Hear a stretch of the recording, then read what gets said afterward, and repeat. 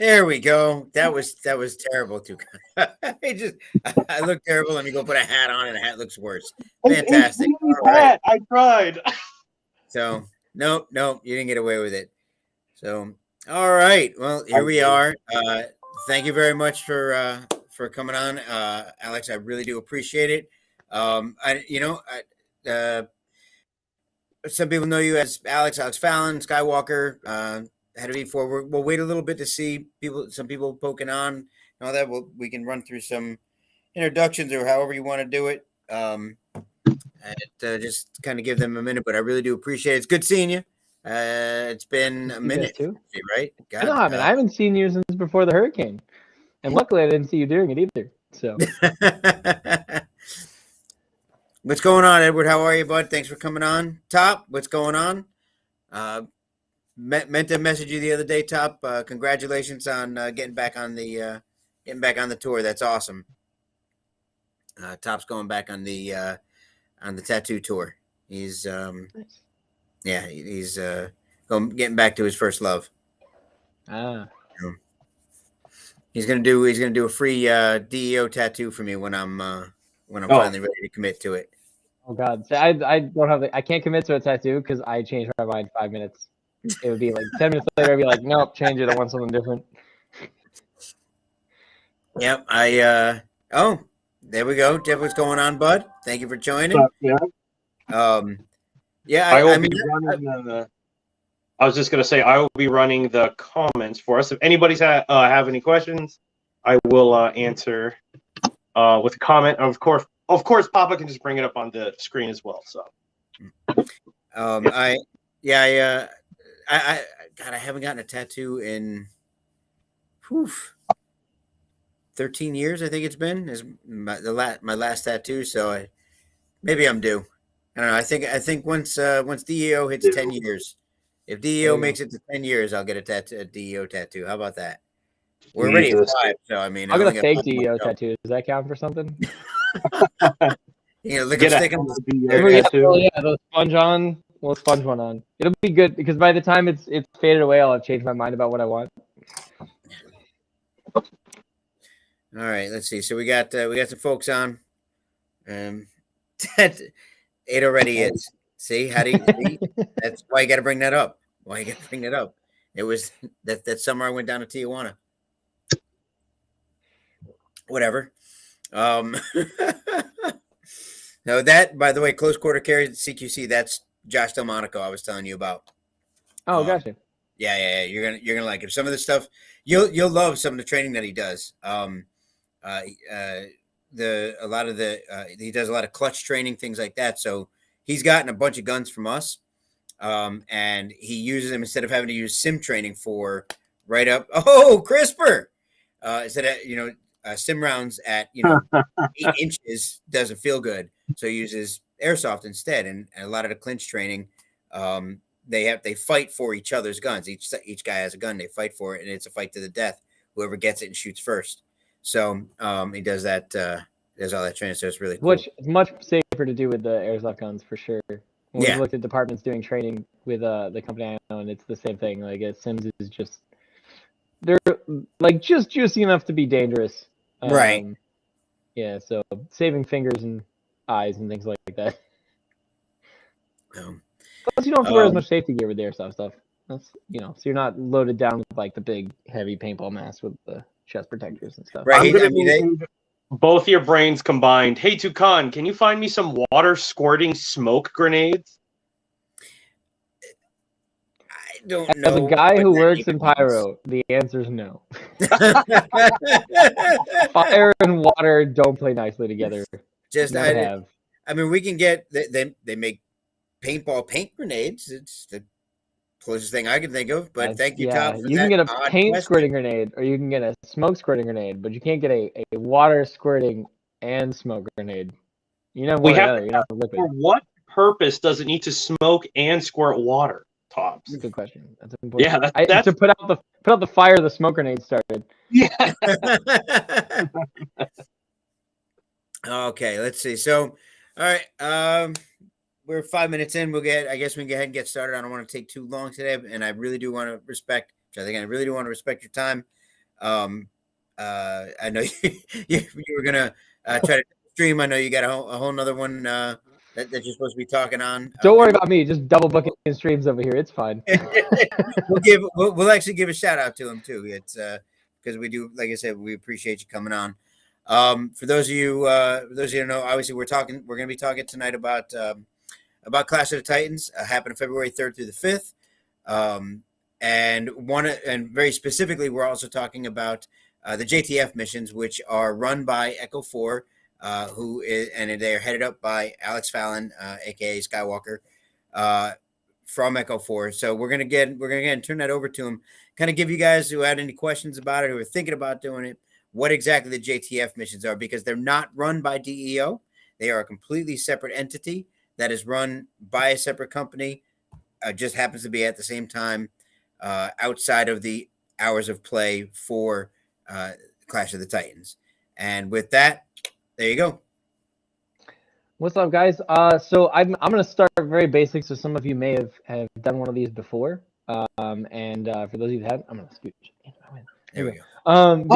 For those of you that haven't, I'm gonna start from the very basic. So JTF missions are essentially us attempting to bridge the gap between airsoft and a realistic training scenario. Obviously, we can't bring live firearms out, and we can't use sims and things like that. So we're going to take airsoft, and we're going to use that in a scenario that we design, talking to buddies of ours who are active duty or who have been through training exercises and things like that, so that we can design you a scenario that feels very real, and we introduce additional aspects and effects and things like that to basically augment the experience, and then we bring it down to a team level. So one of the things that, having gone to a number of events with TCA and AMS and Milsim West and a bunch of these other big organizers, and having done a lot of their side missions and things like that, what we decided on doing is a very small team niche attack or defend. And what we found is really good about that is that all the players get to have a unique experience. They get to learn something from the experience. They all get to do something cool.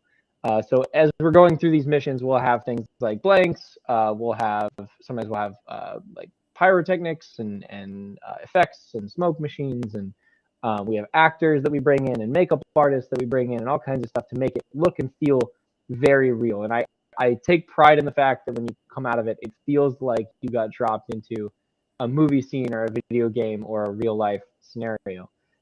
And from that, you're able to walk away feeling like you learned something about how you play. You learn something about how you deal under stress, because a large portion of this is we attempt to amp your stress levels up to 10. Anybody who's done one can tell you that it's a lot of screaming and noise. And we introduce stressors. So the rule of thumb we follow is 3s. So we always introduce 3 stressors, whether that's fatigue, noise, stress from any number of things, pyro, me yelling. Generally speaking, the idea is we want to make you perform at your worst, because that is where you're going to learn something, right? We don't learn anything from mountaintops. So the goal is to make you so stressed that you start to do that kind of basic, fall down to your basic level of training, your basic level of understanding of the game. So as you go to play, as we go through buildings to building, maybe you're clearing a building, trying to get a shooter or something, and all the noise is going off, and there's smoke alarms going off, and flashbangs and everything else.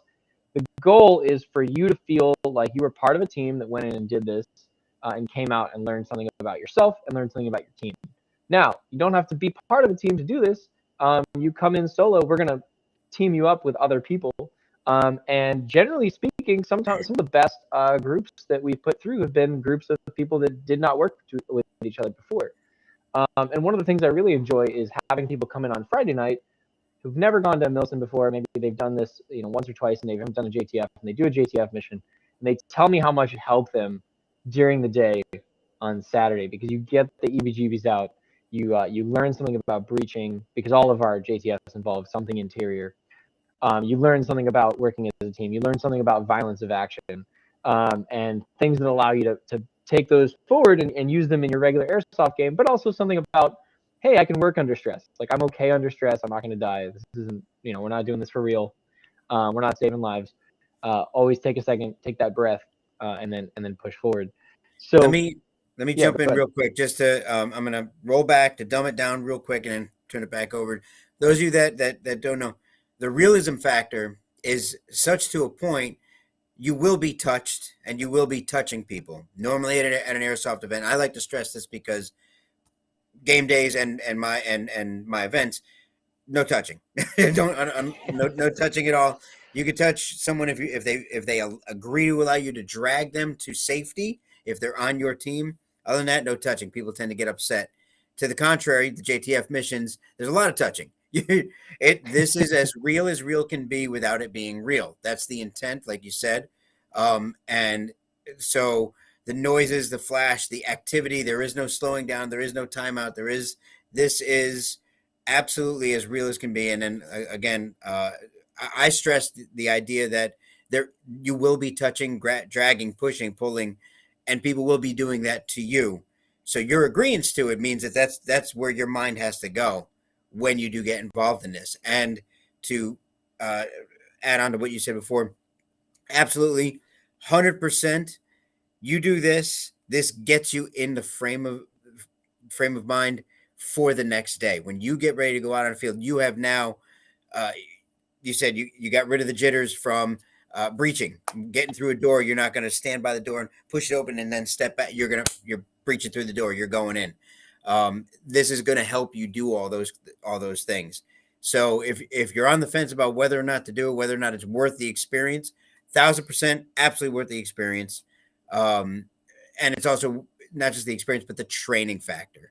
And I'm gonna turn it back over. I just wanted to, like I said, I just wanted to kind of dumb it Yeah, down. no, you touched on something great. So one of the rules we do change over from regular gameplay, and we go over this when we do our safety briefing, is we do allow the actors, yourselves, as the players, to put hands on each other. Now you're not fighting. We're not punching each other in the face. We're not sweeping each other's legs out from under them because we're not actually in combat. We're in a life or death scenario. But we do a lot of people that are down need to be dragged and picked up. People that are combative with you. Let's say you've got a civilian that's combative with you is trying to draw a handgun that they've got concealed in their waist. You need to get that handgun away from them, and you need to get their hands controlled. And we allow things like zip cuffs and stuff like that. Now we have a safety factors in place. We have safe words and stuff for if people are pinned in a way that's maybe making it hard for them to breathe, or they feel like their arm is pinned, or dangerous, whatever it is. We run safety words for that. We also have a rule that we don't cuff anyone in back. We always cuff people in front. It's not so they can grab your gear off of you. It's so that if they fall, they can catch themselves. So a lot of safety thought has gone into this, but we allow you guys within the realm of safety and within the realm of airsoft to push that limit and really get to what in theater we call the suspension of disbelief, where you start to feel like it's real. The trick is to get that mind to just click over to feeling like it's real. And I pride myself on the fact that at least one person every JTF mission gets that kind of like 1,000-yard stare. And it brings me a great amount of joy. And don't worry, we talk shit about you back at the camp. So the part of doing these is really bridging that gap between realistic training and what airsoft can provide in a way that is much safer than what you may find at like a military training scenario, where they're using more live rounds, where they're using blanks that are using with like mile systems and things like that. We're trying to bridge that gap in a way that allows airsofters to access that level of training and intensity. And I have always enjoyed doing these. I think Greg's been at a number of events where I've done these. Oh yeah. Yeah, I love them. My favorite part is if we can keep up somebody at camp that hears the gunfire in the distance. We've done all kinds of crazy scenarios just to give you some ones in the past. So we've done ones where they had to infill and take out an anti-aircraft gun, which allowed them air support. The air support could be called down. They had a C-130. They needed to take out a artillery position that they had to echolocate. So they were looking for the artillery position by sound. We had 105 firing blanks in a field. They had to find it. They got engaged by machine guns on top of a Humvee that had tracer units on the airsoft gun, but it also had propane guns that sound like real fire. So you get fire with the BBs and the blanks, and it all sounds and works together. One of the things I will stress is that people who know me know that I work in effects. I love doing this my whole life. And if you think for an instant that because it's a blank gun, it's not shooting BBs at you too, trust me. Everybody who's armed with a blank gun also has a BB gun, and every blank gun quite possibly has a BB gun strapped to it. So always remember that the way we do this is we're melding those two worlds together. We're taking the training aspect of it and the fear aspect of it and the stress aspect of it, and we're trying to integrate it with the airsoft gameplay. And one other way that we do that, one of our rules is, so if you hit one of my my actors in a leg, in airsoft they're dead. So the way that we breed, kind of make those two work together is they can go down. They can't call out your position. They can't yell out where you are, but they can scream bloody murder. They got hit in their leg. He blew my leg off. This, that, and other, and start trying to crawl away and get back to their buddies and things like that. So and they absolutely do. And they the absolutely screams do are that. as loud as the gunfire, without fail. The screams are as loud as the gunfire, for Which sure. is a good time to remind everyone that ear protection is 100% required for the JTF missions.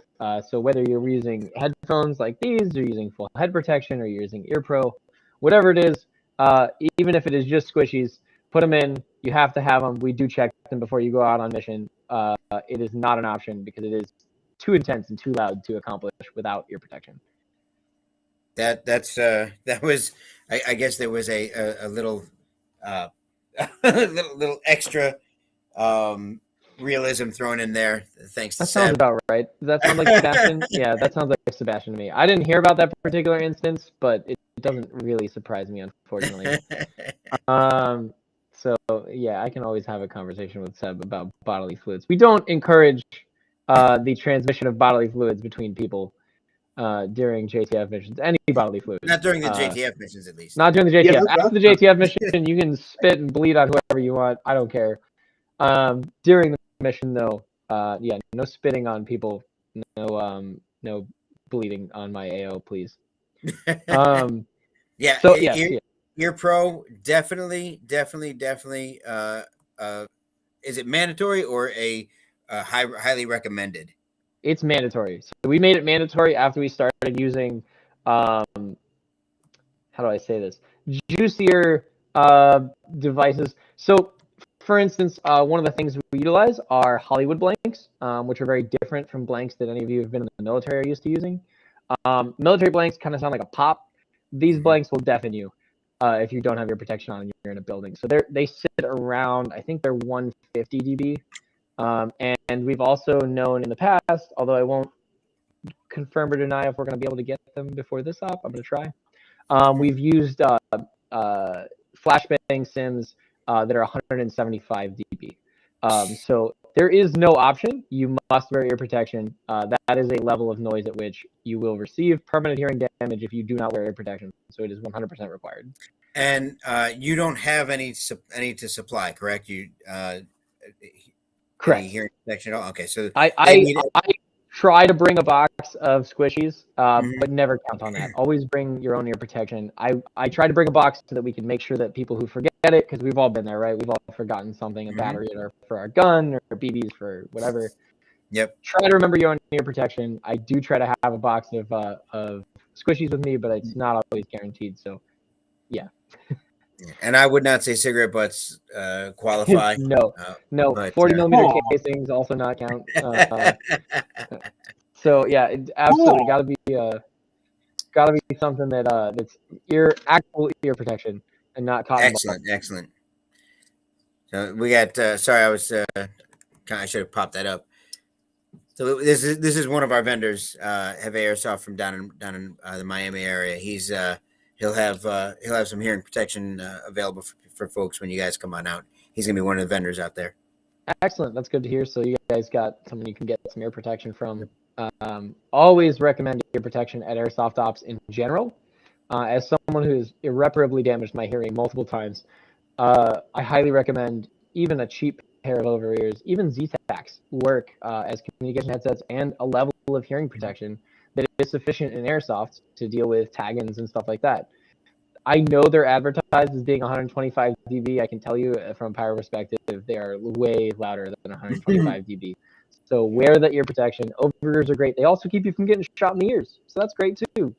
Ear protection, I highly recommend head protection, helmets and stuff like that. As someone who's gone to a lot of ops and banged my head into a lot of walls and doors and pipes, and I've fallen and I've come around a corner and banged my head into stuff. I have been rescued from severe injury by helmets more than once. So you hear that, y'all? You've been warned. Yefe's showing up. There's no excuse to complain about it being too loud. Not a drop of wiggle room, y'all. No, and we do check you before you go out, and I'm going to make sure that you have it, because it is something where I don't care about your hearing. What I want to make sure is that you don't get hurt. And that level of noise, especially like the Hollywood blanks and stuff up close, is a level of noise that is excessive. It will hurt. You will have a hearing ache if it doesn't blow your eardrums, and you will have headaches and things like that, and you'll just have a miserable time. It's not fun. You're going to be deaf, and I'm going to make fun of you, and it's not good. So please, please, please, please remember, we're going to check you. You need to have ear protection, just like you need to have eye protection. And just like regular airsoft game, we require your regular full seal eye protection. We are shooting BBs at you. You are shooting BBs back, so you do need to have eye protection. As far as uniform goes, that should cover that right now while we're here, because I know that's a question that always comes up. You can wear whatever you like. I don't care. The one thing I will say is I recommend at least wearing tactical gear. Having watched even the teams from Evike, the sponsored teams from Evike, light each other up because they thought it'd be cool to wear jeans, and our civilians were wearing jeans. I highly recommend wearing something that makes it easy for your team to identify that you are part of them, because it is dark. So we do the JTF missions in the dark. You don't want to get lit up by your own team and have to get rezzed over and over again because they mistake you as a civilian they want to shoot, or an enemy combatant. So I know that there's you guys use like a lot of fake blood and things like that in reference to this. Does anybody have to worry about their uniform getting fake blood on it, and will it stain or anything like that if there's somebody who's just worried about their Gucci gear? We do if we do use fake blood. I don't think this particular scenario. Oh no, we will have we'll have some fake blood on this one. So we do use fake blood. It is washable. I have yet, knock on wood, to find a fabric it won't come out of. Okay. But I would never say never, because I just don't believe in that. It does contain dye. It is basically made of corn syrup for all intents and purposes. So it's corn syrup, a little bit of preservatives, and then some food coloring. It tastes like mint, actually, is the one we got on hand right now. But it's, I know, they flavor them. It's so when you have like vampires on screen, it should taste good, so that way they like want to eat it. It creates an eerie feeling when it comes to like all the stuff. I've made fruit ones. My favorite one's strawberry. Strawberry blood's good. Thomas Penn, strawberry syrup, basically. So you don't actually, and we don't gear these missions to needing night vision. Now we have scenarios we've done in the past, and this scenario too, where night vision will help, but it is certainly not a requirement. We try to light the scenario up as much as possible. We've been in talks with Greg and the facility about whether or not we have 120 volt power, so we can provide extra lights and some additional effects that I won't talk about. But the goal is always to make it so that as a person with a white light, you can accomplish the mission. Me and our other team lead for this one, which I believe I have down as Jesse, will be running white lights. We're not running nods. We have done ones where we've run nods in the past, but again, there's no need for nods in order to have fun. You can use a white flashlight, and you will be perfectly capable of navigating the AO and having a good time and shooting who you're looking at shooting. Fantastic. There you go. And no other special requirements other than their gear. They should be running the stuff that they run, what they brung. They should have, their primary and a secondary with them, all of that. Do you recommend going a little bit lighter on their gear because of the maneuverability they'll be going through, how they'll be moving? Should they dress more like they would? Trying to think of this scenario in particular. I don't think that there'd be an advantage either way. I think that it is do what's comfortable for you. The one thing I will always warn about is over gearing. So remembering you're going into a scenario that's got, this particular one's going to contain civilians and shooters. you're going to have to deal with civilians. You're going to have to deal with active shooters. You're going to have to deal with Kazovac and things like that. So when we're doing those things, they're very physical activities. And keeping in mind that I'm going to make you as sweaty as humanly possible, do not carry a backpack full of stuff. You don't need it. A complement of mags, 4, 5, 6 mags is more than enough. And you're not going to need a gun as much as you need your brain power. So JTF missions are set up like real missions, which is that generally speaking, the military does a lot of shooting, right? But that's not all they're doing. It's not always guns up, gun toe, kill everything that moves. That's how airsoft is, and that's what we try to break away from. So there's TID, there's civilians that are around. If you're wounded, get injured, they have to get drug out. If you have injured civilians you have to deal with, maybe you have to Kazovac someone on stretchers. Maybe you have to handle they had someone they were talking. Someone was asking about Sebastian earlier. They had, if they killed him, they had to move him in a body bag to get him out. So that kind of thing is always a possibility. And if you're wearing full plate carrier, real plates inside, 8 mags, 12 grenades, your backpack on that's got extra BBs and gas and everything else, you're going to be so weighted down that by the end of that hour, sorry, 45 minutes, it really is going to fatigue you. You will be amazed. I mean, I don't know how I get through all of them running the teams. You'll be amazed how fatigued you will be at the end of at these missions. They're 45 minutes long, and I promise that no matter how long you spend out there, if I did my job right, you should come off feeling tired and incredibly sweaty, and that adrenaline should be coming down off a high.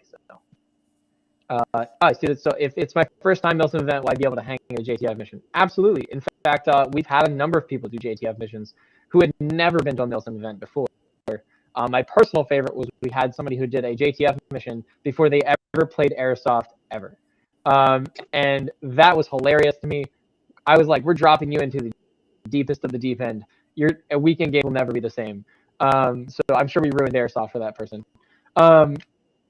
I encourage newer players to do these. I think they're a lot of fun. The best reason I can think to do them is that it is an experience you will not get at a weekend game, period. They do not offer it. It is not something you can do.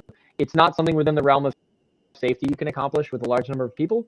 So it's always something that you can only get at these national events. And I encourage, if you ever go to an AMS game, to do their damn missions if they have them. If you go to a TCA game, do their tier 1 missions if they have them.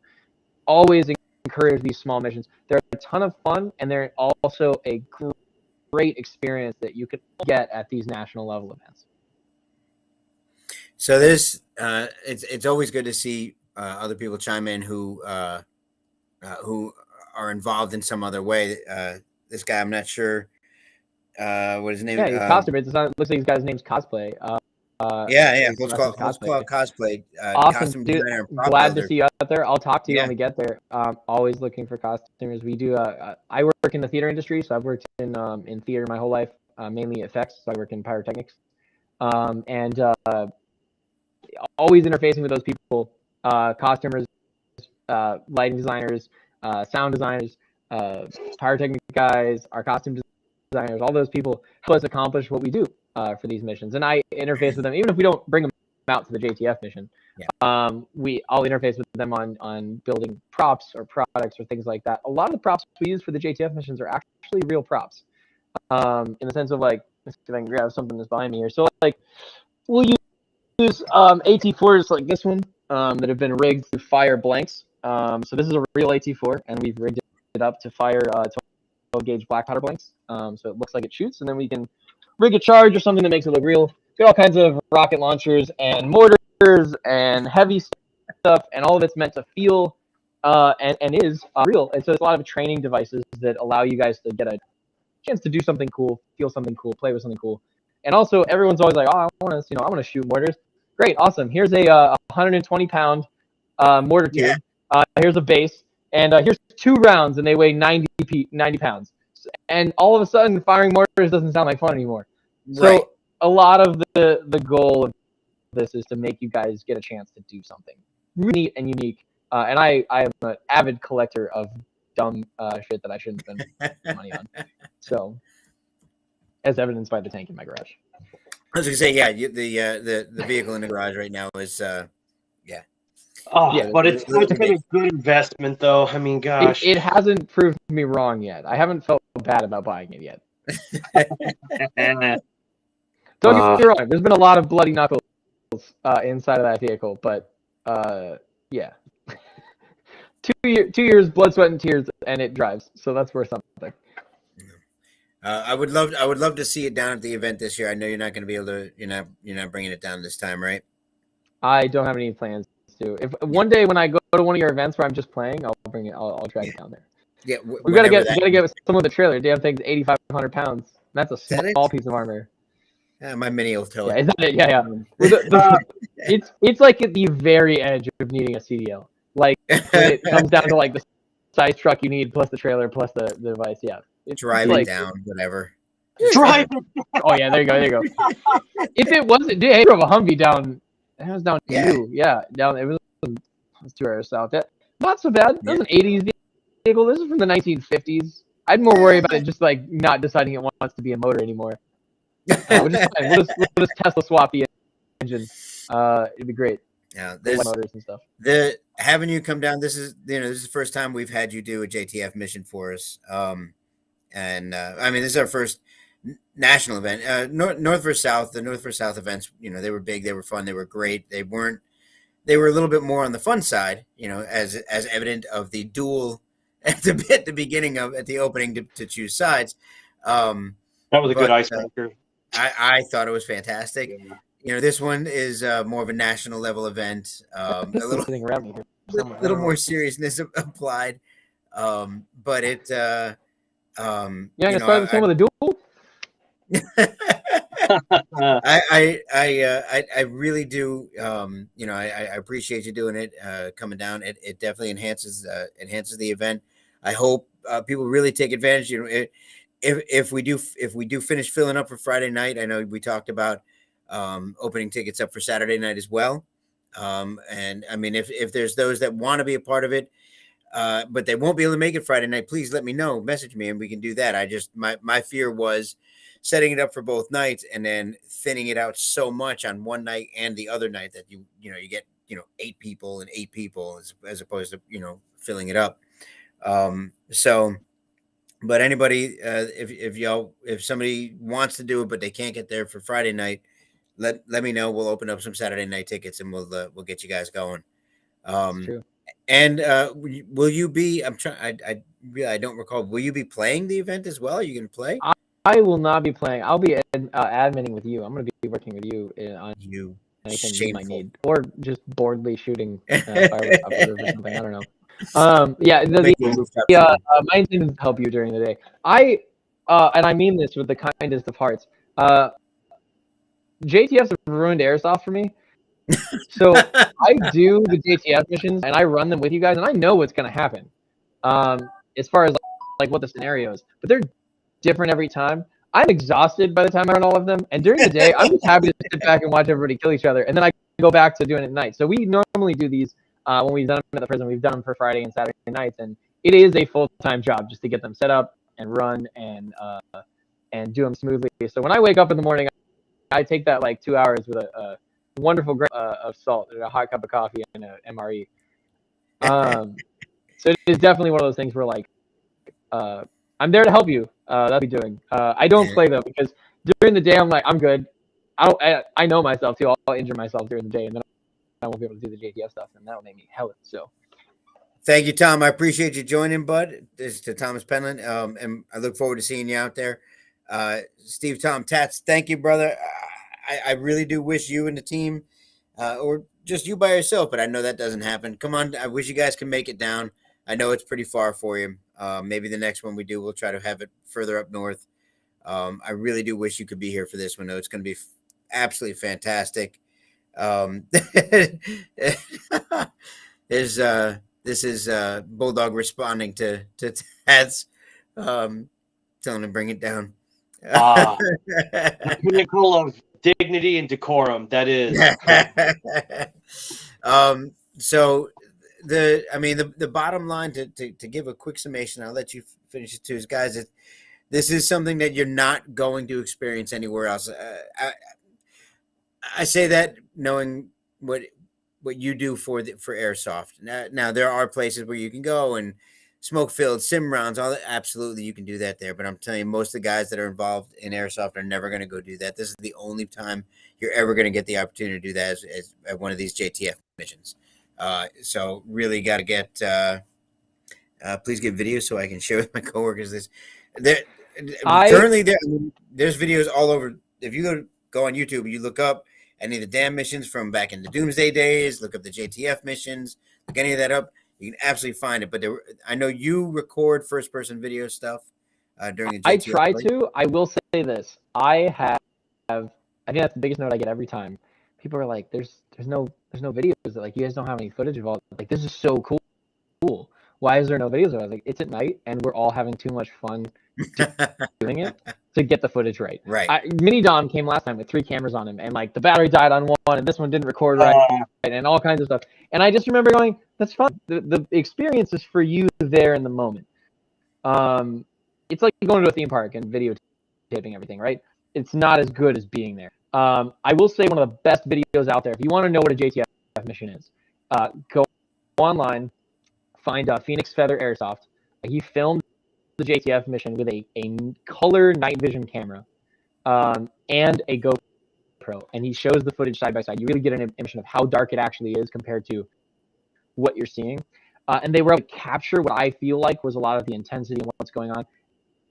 If you're a first-time player, you've never done one of these, it's a great video to watch and get a real look at how these function. Because a lot of the videos, like me, right, it's the first person. You only get my view. This was a separate photographer in line with a player, getting a lot of footage. Spectacular video of how these function, and one of the only good ones, because a lot of them are like that first person, and it's scary, and it's cool to see that first person, but you miss like everything going around. Right. It's just, and it's a lot of bangs and noises and screaming. I will say this: you'll know it's a JTF mission because you're going to hear me screaming in the background. If you want to know which videos are ours, you'll hear my voice at full pitch, yelling and screaming. But if you Google Actual 4 JTF missions on YouTube, you will come up with a ton of videos there. They're very absolutely. yeah, and they're all the ones that get banned from YouTube. This is Justin Monaco again from CQC. He's got his psionics set up. He's going to be carrying on his helmet to shoot some first person video as well. Yes. The psionics are really cool. I've been impressed with them. What they brought out was a Canon night vision camera. It was a DSLR with a $2,000 lens on it. It was, bar none, one of the coolest videos I've ever seen captured in the dark.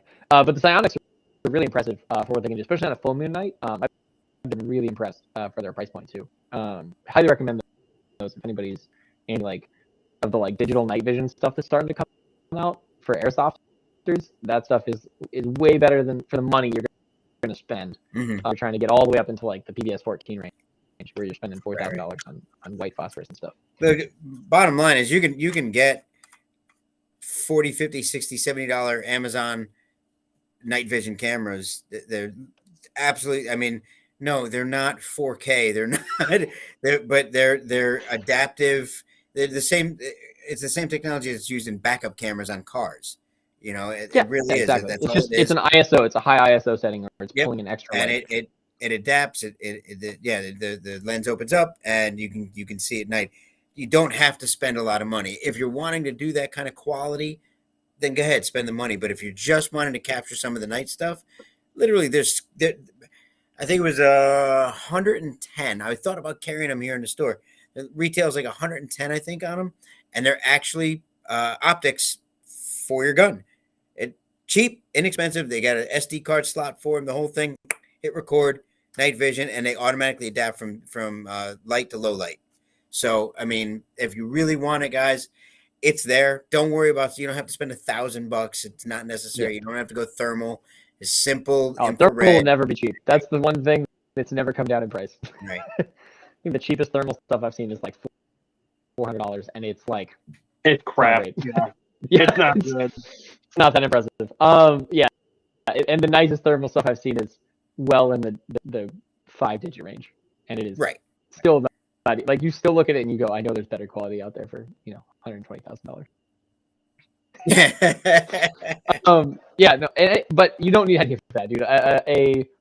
a $20 Amazon flashlight. I have done AMS damn missions with a $20 Amazon flashlight duct taped to the front of my AEG.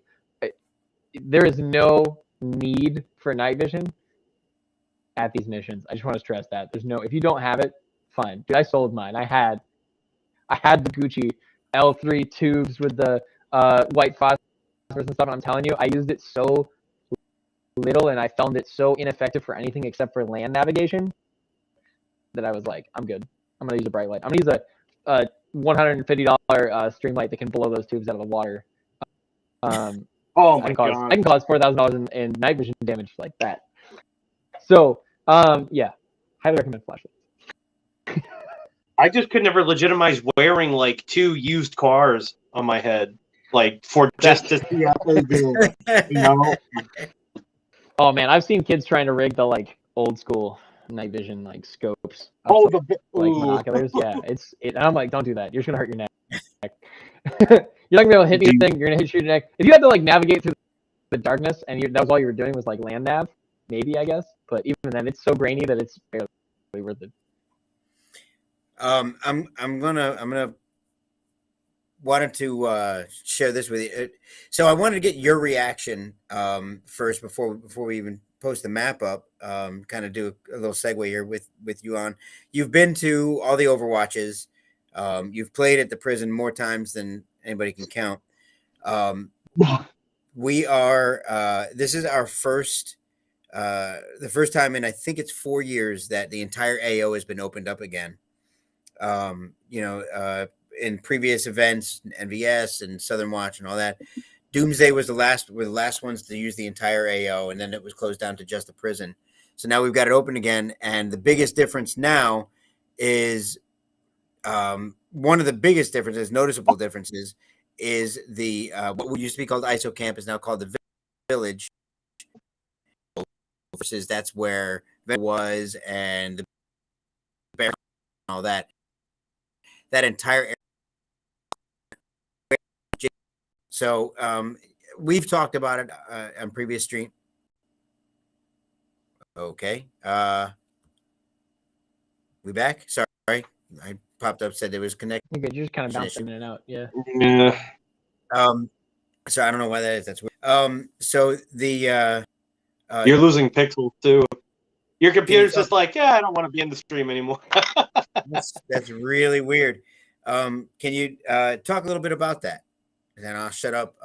Your feelings about us being able to use that area. Excited. I've played it, like you said, I played it at the AO probably more than most people. I wouldn't say anyone, but the only ops that have happened at this particular AO that I haven't gone to are the Southern Watch ones, and there's only been 2 of those. And I went to beta games at this AO before it was public with Doomsday originally. So yeah, I've been to this AO a lot. I know it inside, outward, upside down, backwards, and I was surprised and excited to find out that ISO Camp was being turned into a playable area. So very excited to see that. Thank you for the guys that put that together and have made that a playable section. And I'm excited to see what we can do with it. And I really am looking forward to being back at this AO just because like I think it's a really great AO. It's a big AO. And when used properly can be a lot of fun. There's so much more to it than the main prison complex. And I know some of it's been torn down and remodeled and stuff's been blown up and refixed and all that kind of stuff. But through the years, it's been one of my favorite AOs to play at, especially just driving around and checking it out. It's a really cool little facility. It is such a sprawling prison complex. Usually you think of prisons as these like little, boxes, and it's really not. There's a ton of stuff that they have. I highly encourage during the gameplay find to do. I don't want to speak out of turn here because I don't know exactly what you guys are doing during the day, but I highly encourage of whatever other missions they allow or have outside of the wire of that city to go see and do and fight in these other unique sections, because every area, and we've done JTFs in all of them, every area is unique in its combat, from where the trailer park used to be to the farm to over to the main facility. You've got ISO Camp, and you've got, I don't even know what they call the other one, but there was another isolation camp over near where the admin buildings are. So that's actually gone now, by the way. That you're talking about what used to be Oh, it the is? shoot houses. Yeah. So Yes. the shoot houses got torn down, and it's really? now like a berm area Okay. and all that. Yeah. And Oh, so like to 360 berm, like the one that they had next to it. yeah, so 360 berm is there. It is still there, but that's not in play. That's all part of the gun range now. So there's a gun club that's down there. So we have Okay. from They have that like 500-yard, 1,000-yard range. yeah. So from the right, and if you're facing where the prison is, all the way to the right side of what was ISO camp, again now called the village, all the way to the right far end of that is one edge, all the way over to the airfield. That's the other far edge. But you know, I still And haven't. I have been to this AO a million times. You know where I've never gone? The airfield. the airfield. We get the airfield in play, and there will be stuff out there for guys to. Oh, Mo, Laz, what's going on, guys? There will be stuff out there. There will be objectives out there. Some, and I don't know if you've heard. Some people that are on here haven't heard yet. We're actually giving mobile cover deployment, so they can actually call for airdrop and have cover and concealment dropped for them, and it's movable. So each side gets it's 4 25-foot camo netting along with plywood, so they can set up soft and hard cover to move their way across some of those open fields. That open field that's to the left of the prison, it leads all the way over to where the farmhouse was. That is that field. There's going to be a lot of play in that field, and you're going to have to set up your own cover there. We also have deployable mobile aid stations for each side. So again, people that were upset that they had to walk a mile just to go back and respawn. Not only do we have that, but we do have the roaming. Mo is going to be driving the roaming. So we've got that as well. If you're interested in seeing the play rules on that, look in our rule set under Logi. It's written out how that will work. Just to tackle that never-ending issue of sometimes the walk back to camp gets a little too immersive. So, yeah, you really want Milsim until it sit in the Humvee for 5 hours and then get back out of the Humvee, and never go anywhere. We actually had that conversation. I had it online when I posted how do people feel about leadership and all that. We went through it, and it's for some, it's not for others. Some people want to just be, some people want to be lone survivor for the hour and a half. Some people want to be, they want to be John Wick. They want to be that. They don't want the 48 hours staying up late to make sure their camp doesn't get attacked. So I love that. That's fun. Some people just want the action without the breaks. Some people just want to be a dumb body in a crowd too. I mean, it should be flexible enough for top down. The person that's too into it and the person that's just there because their older brother paid for a ticket. Yeah, for everybody. No such thing as too into it. I'm camping out on Thursday and I'm never coming back. I'm gonna live out there of MREs and dead cats I find. Oh God. So let's see. I'm gonna share the screen. I'm gonna share the map here. I get it. There we go. This is, and to let you talk a little bit about this first, if you want to go over it. Yep. Can everybody see the screen right now? Yep. Is it big looking out? These are going to be published. They're getting dropped, I think, tonight. So this is one of the maps, and there's our other map, the in play, not in play areas where the vendors are going to be. So for those of you that are looking at it that aren't real familiar with it, does my mouse show up when I do this? Yep. Yeah. Yep. Okay. So this area here, obviously, this is the prison, what people are most familiar with as far as the prison goes. That's this area right here. Right, did I get that right? Yeah. Good job, sir. Right out front. What's that? I'm sorry. Good job, sir. Right out front is where it's vendor row, parking, all that. That's all going to be right out here. There will be parking along the side as well. And then camping. Traditionally, camping has been over ISO camp, now village. That's where camping and all of that was. It's still going to be there. But this is the playable area. Anything outside the fence line on either location is not, that's all out of play. Now, As a quick side note, for those camping on Friday and Saturday night, the ISO camp will be loud. Recommend ear protection for sleeping. And if you have the wherewithal to desire to watch what's going on in there, if you're gonna walk up to the fence lines, wear eye protection, please. Yes. Just because you're edging on the side of the AO, right? We don't want to get anybody's eyes hurt. The upside to it is in this area here. In this area here, it's a double or triple fence. Yeah. Oh so, yeah. Hopefully nobody's being stupid enough to try to come up. But yeah, so this area here, this is where your JTF mission is going to be taking place. I don't know what you're talking about. This is where it's one of the places. It's one of the few places that you might see. We'll see. This area back here, just for everybody, this is all in play as well. All this area going back this way, because there is a rear entrance. So there's an entrance here to the. Let me bring that up. There is actually a gate and an entrance into the prison right over here. There is the Sally Port over here, and then the front entrance right here. This will not be in play, as obviously outside the fence line is not playable here to the front, but all back here, there's going to be a line cut through the grass. So nobody's going to, you're not going to kill yourself trying to walk through the grass. But this, all of this is in play. This, you can make your way all through this and sneak your way in and through. And this is all it. Rear entrance, we don't have it marked on here. After this, we're going to update it. Is that rear entrance open during play? It will be, yes. Yeah, it will be open. During gameplay, actually, after this, we're going to update this map. There's entrance A, entrance B, and then entrance C. Charlie, after this, Eric Ford, if you're watching, we'll be updating that. So actually, I'll message him now.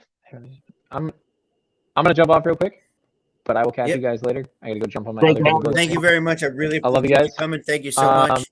Yeah, absolutely. If you guys have any questions about the JTS, please hit up Greg. Let Toucan know, and they'll pass it on to me, or you can hit me up directly, or go on our Echo 4 page. Any of that will get you information. Thank you guys for having me on, and I'll catch you guys soon. And high fives. Yeah, there's the high five. You got it. There it is. Yeah. All right, bud. Thank you so much for coming. No worries, man. I'll catch you soon. Later. All right, bring the map back up, sir. Yes, sir. Stand by. Yep.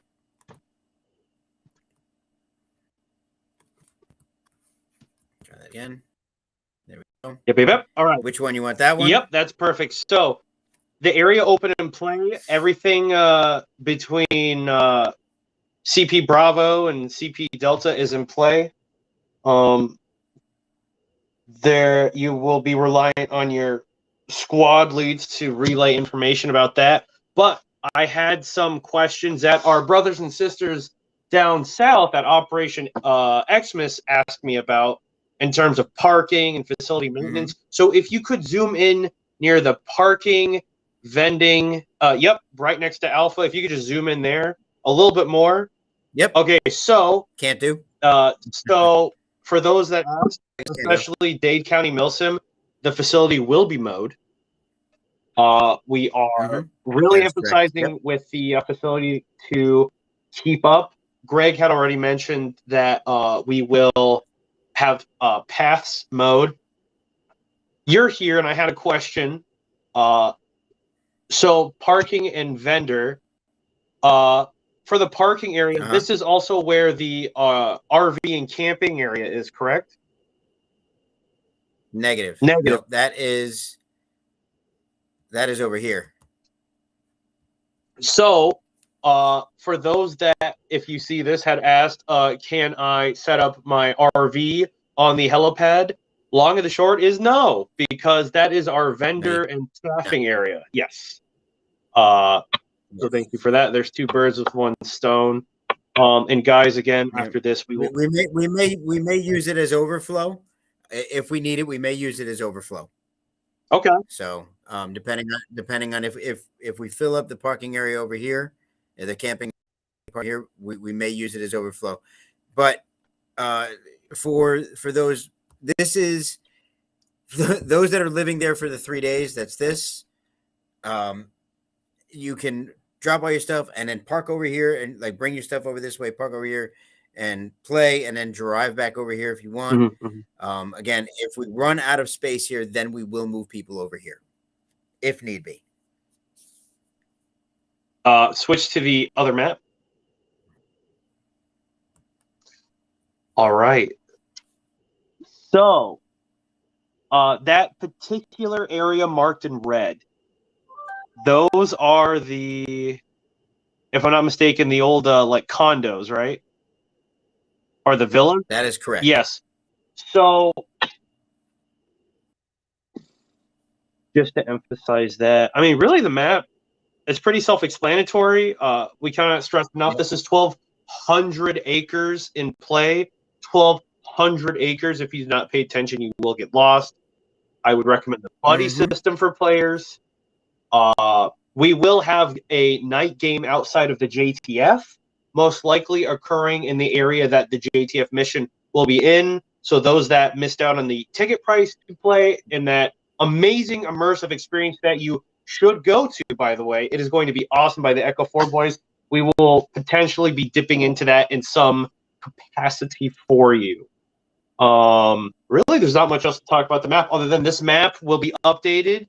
The other page will have a entrance Charlie marked on there. So yes, it's going to be a fun event. Do we want to tell the crowd how much we hate each other, or what do you want to do? Oh, tell Bugs I said hey. No, I mean, listen, this was for that. If anybody's got any questions right now, feel free to ask. Not a lot of time. We got about 3 weeks left, right? Let's see, the 12, 3, 20, just about 3 weeks left right now, guys. Got to get your tickets in before they run out. Oh, very important. Get your tickets. If you have any interest in the event, why not give it a mark the I am interested tab on the Facebook event. And if you are going, by all means, mark on there that you're going to really show us your support. That would really help us out as a crew quite a bit. Where can people buy tickets? That's really easy. Yep. So all of that is available either through our Facebook site. If you go to Facebook site, you look at the page. It's under Dead and Outfitter, Clash of Titans. All the links are there. Go to the website, deadandoutfitters.net. Right on the splash page on our cover page for deadandoutfitters.net, you're gonna see you're gonna see the Clash of Titans image, the logo, right there. Click on that. That will take you to the ticketing page. It's on FreshTix, FreshTix / Clash of the Titans. That's where the tickets are being sold through. That's also where the JTF tickets are being sold. We will be. I'm waiting for final word before I drop anything, whether or not all of the condos are available. I know people have been asking about places to stay. They have them rented as long-term rentals, which is where the problem is right now. They're renting it out to. There's people that come down for long-term training. They've got some of those rented out. If you're looking for the rule set, can be found right on the Dead and Outfitters page, deadandoutfitters.net. It says game rules. More info on location coming to St. James. 1 second. We could talk briefly about some of that, and it won't be St. James City, but we'll talk briefly about some of that. This was really more for just the event. This was an out of scope stream, but if you guys are looking for anything, there's gonna be plenty of vending down there. We got the sponsorship has been through the roof. It's fantastic. I honestly feel so blessed having everything from local to global organizations jump in and sponsor, and having the vendors, all the different vendors come down between Hefe Airsoft and Black Tiger Airsoft. We're gonna obviously Lori Watson Creations is going to be there. Dead and Outfitters, obviously, we're going to be there on site God, as I well. hope they show up. Right. Yeah.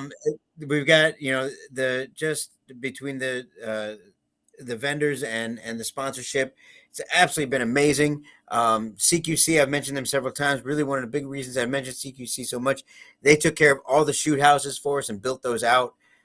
Really, it's I just absolutely blessed for this event. And guys, we're really looking forward to putting this on for you.